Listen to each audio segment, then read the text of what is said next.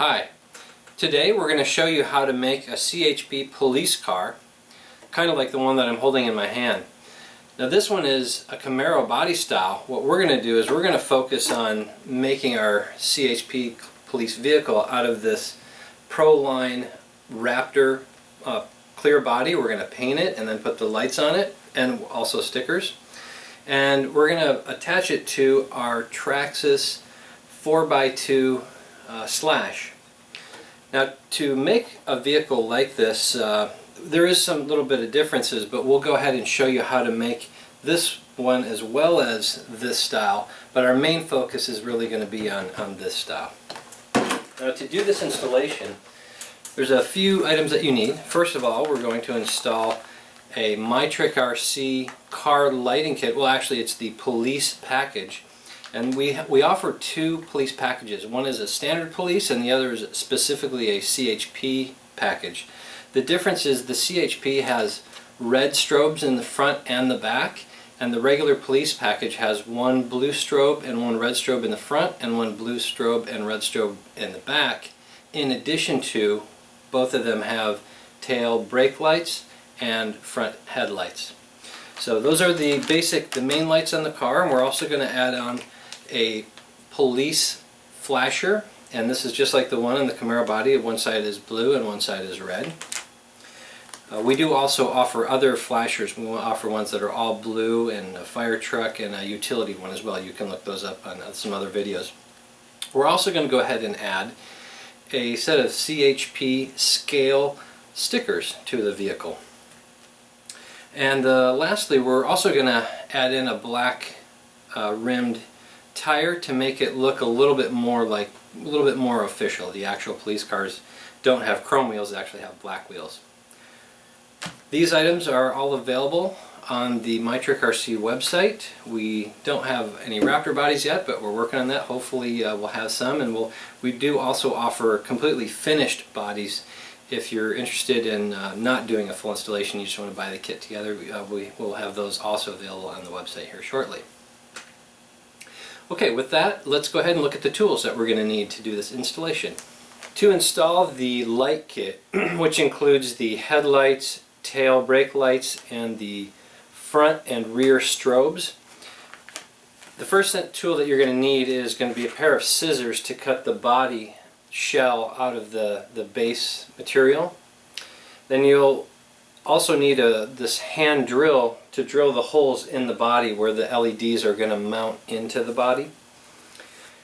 You're also going to need one or two Allen wrenches to access the radio. We're going to actually tap power off of the radio control area, so we're going to need to get in there.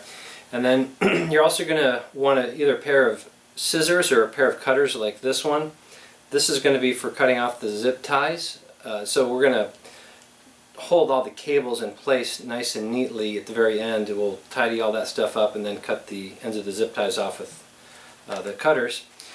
And then lastly, you'll want some zap goo or shoe goo. This is to apply to the LEDs themselves to give them strain reliefs so the wires aren't bending. You want to minimize the bending of the wires as much as you can, especially right where it meets the LED. That's the weakest potential joint in the system. You'll also need a drill to install the flasher. To install a flasher, you need the drill to drill the holes for mounting screws, and then to attach the screws and the nut together, you'll need a #1 screwdriver and either a 1/4 inch socket like the one I have here, or you can use a wrench to hold the nut as you're screwing it in place. And then lastly, you're going to want a tire nut. If you go ahead and put a set of tires on your vehicle, you'll need the nut driver that came with your slash or something equivalent to it. Now let's take a look at what's included in these kits. As I mentioned, for this installation we're going to install a CHP lighting kit, and what that kit includes is the UF7 universal lighting controller. We'll show you how to connect in each of the LEDs into the correct locations and then show you which mode to set it to. The kit also comes with 2 5mm white headlights, 6 3mm red lights. 2 of them will be for tail and brake, and then we'll have 2 for front strobes and 2 for rear strobes. We also include 2 amber 3mm LEDs to go in the rear window, and you can identify the color of the LEDs by the color of their wires. Also included are the necessary mounting hardware, bezels and such to attach the LEDs to the vehicle, and also some zip ties and ability to clean up all of your cabling when you're all done. We also include 2 types of power systems for powering your controller. One of which is a 9-volt adapter. We're not going to need that for this particular installation. We're going to use the Y cable to tap power off of the car's battery. But we always include this because in the future, if you decide you wear out your police car and you want to use your UF7 controller on some other vehicle that you may have, you can easily use this, remove it off, and switch the mode, maybe switch the way you have the LEDs are connected, and it does everything. It does airplanes and cars and turn signals and all kinds of lighting controls. Just by switching the mode button, you can scroll through which mode you want. So you have the ability to adjust that later if you ever want to. As far as the flasher goes, that kit includes the flasher itself, the necessary mounting hardware, screws, and some zip ties and stuff to clean it up also. A couple different power options. You can power it off a 9-volt separately if you ever wanted to do that. In our case, we're actually going to tap power off of this little pigtail. That'll plug right into our light bar and that'll give it its power. And then of course the installation instructions for the light bar as well. The vehicle manufacturers always recommend that you clean out the inside of the body before you paint it. When they make the body, they spray this thin mold release film on there. It's slippery and the paint doesn't stick to it well. So they recommend you rinse out or wash out your body on the inside with just a little bit of mild dish soap. So let's show it here. Just a little bit will go a long way. Just that one little dab right there will be enough to give us a good clean wipe down on the inside of our car. And then it's going to be very important also to make sure that your car is thoroughly dried before you begin painting. Okay, now that we have it all washed, let's go ahead and rinse it out. Our next step is to begin applying the window stickers that came with the car body kit.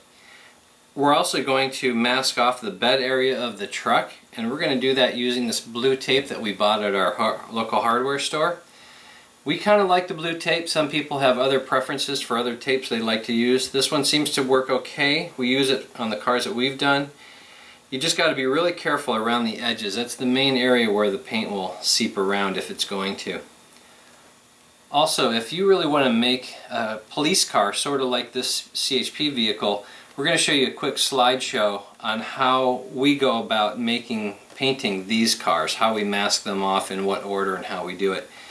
This truck, we're going to actually paint it white, will be the primary color with a little bit of silver in the bed.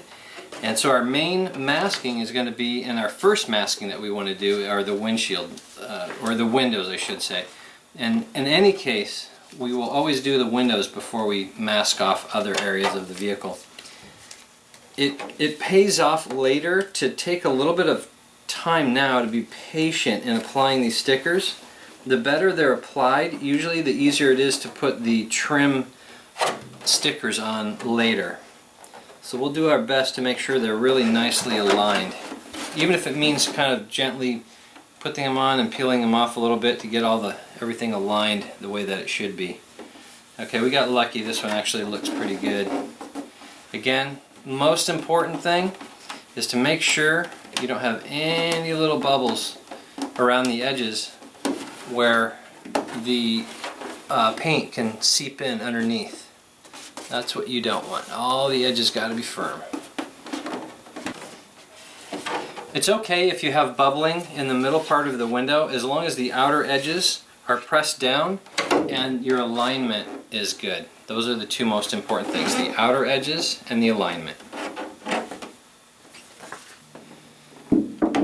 When applying window stickers like these ones, one of the things that we feel is important is to try and make sure that the top and bottom edges are in alignment. Even if the whole thing is shifted a little bit, it's generally better to have some common edges on whatever side it is that you're working on.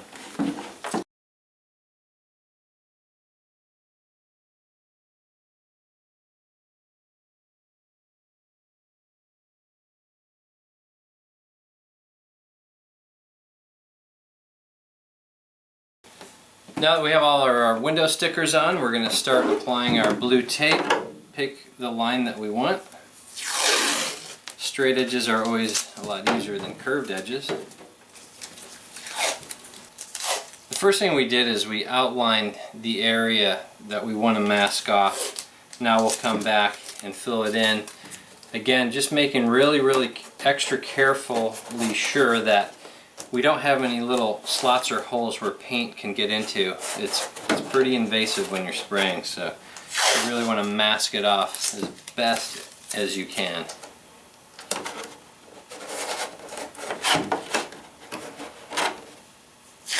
This is a close-up of the area that we masked off, and we definitely weren't shy with using the tape. Overlapping is a good thing. And again, one of the most important things is to make sure that your edges are pressed down as clean and as tight as you possibly can. With that, we're ready to start painting. We're now ready to paint, but before we do, we suggest you go back and make sure that all of your edges are firmly pressed down one more time before you begin spraying. When you begin painting, be sure and put down more lighter coats rather than a few heavy coats. If you get drips in it, if you put it on too heavy, they will often show through on the exterior cosmetic side. So better to put on a very light kind of see-through layer first, several layers. So this is how our first layer looks. It's nice, thin coating, and we'll put several more on just like it.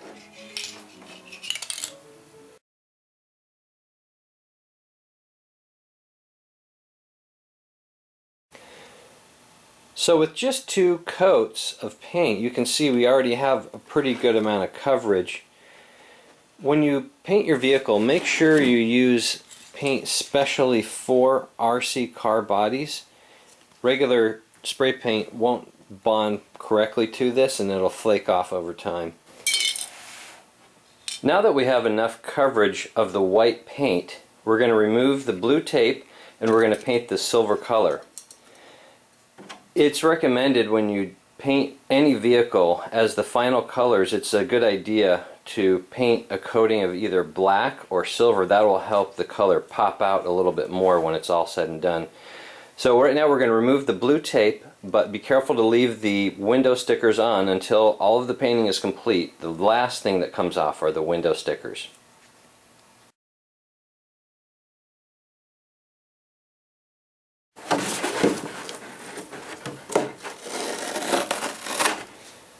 Now that we have all the tape off, I'm going to go through and double check and make sure everywhere that I peeled paint, or rather tape off of here, make sure these edges are still held down securely before I paint the silver.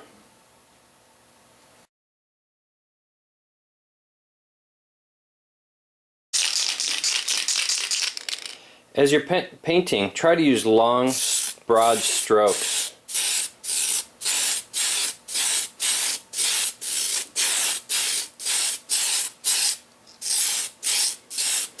And again, make sure you put on lighter coatings.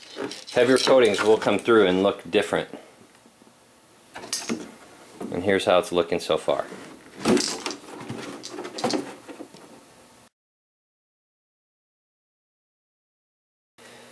Now that we have the silver painting complete, the next step is going to be to remove the stickers over the windows and then begin cutting out the body.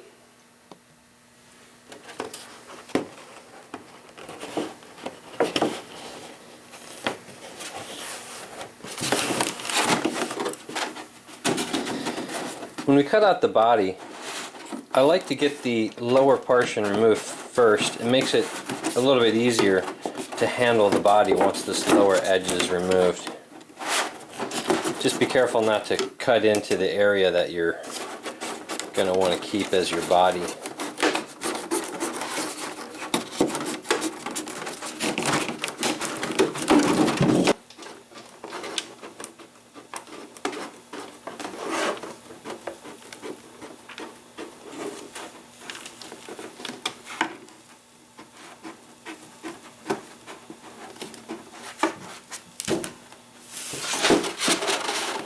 Now that the body is finished, we're going to go ahead and peel off the outer layer.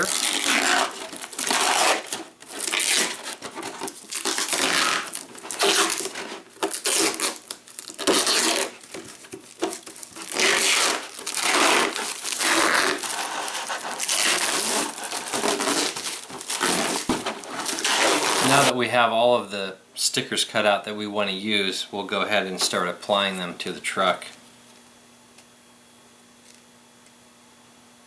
These can be a little bit of a challenge to get separated and started. And definitely take your time on this part. This can be a little bit tricky. But if you take your time now, you'll be happy later that you did.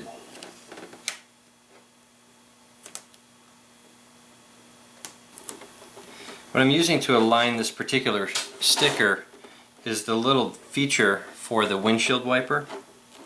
That's the closest thing I have to an indicator as to where the middle of the windshield is. And this one came out pretty decent, as you can see. So that little dimple is right where it should be.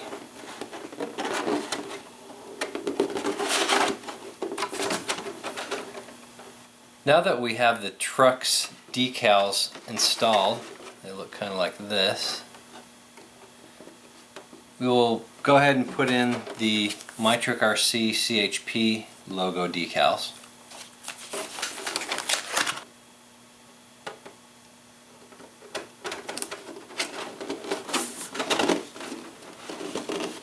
Okay, so there's one.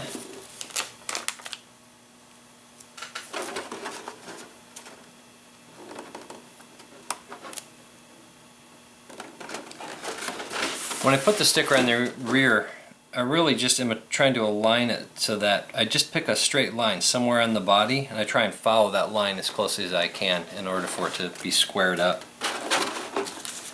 Alright, got a roof sticker. Again, I'm looking for features that I can align to. That looks pretty good to me.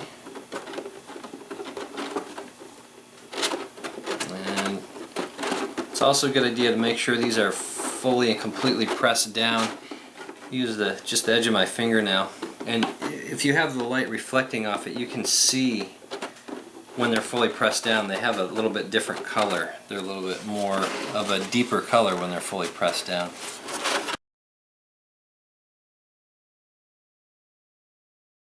Okay, we're now ready to begin installing the lights. This is how it looks so far.